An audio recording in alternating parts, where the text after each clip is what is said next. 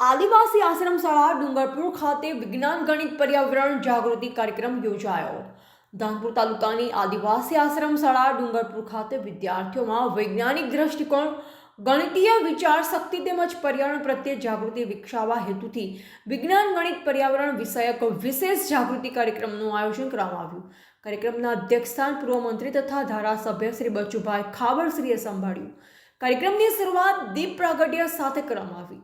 મુખ્ય શિક્ષકશ્રીએ પોતાના સંબોધનમાં જણાવ્યું હતું કે આજના આધુનિક યુગમાં વિજ્ઞાન અને ગણિત માનવ જીવનનો અભિન્ન ભાગ બની ગયો છે અને પર્યાવરણનું સંરક્ષણ કરવું દરેક નાગરિકની નૈતિક જવાબદારી છે.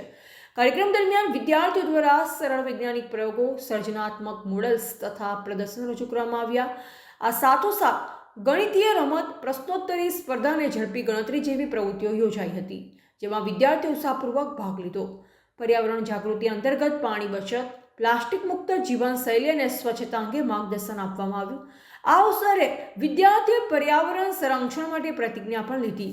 આ કાર્યક્રમમાં દાહોદ જિલ્લા કારોબારી અધ્યક્ષ, ધાનપુર તાલુકા પ્રમુખ, ધાનપુર તાલુકા ટીપીઓ, બીઆરસી, ધાનપુર તાલુકાની વિવિધ શાળાઓના શિક્ષકો, વિદ્યાર્થીઓ તેમજ ગ્રામ આગેવાનો અને સરપંચો સહિત મોટી સંખ્યામાં બાળકો ઉપસ્થિત રહ્યા. કાર્યક્રમના અંતે શ્રેષ્ઠ પ્રદર્શન કરનાર વિદ્યાર્થીઓને પ્રમાણપત્ર આપી પ્રોત્સાહિત કરવામાં આવ્યા. સમગ્ર કાર્યક્રમ શિસ્તબદ્ધ રીતે અને ઉત્સાહભેર સફળતાપૂર્વક સંપન્ન થયો. રિપોર્ટર કિશન મોહનિયા, દાહોદ.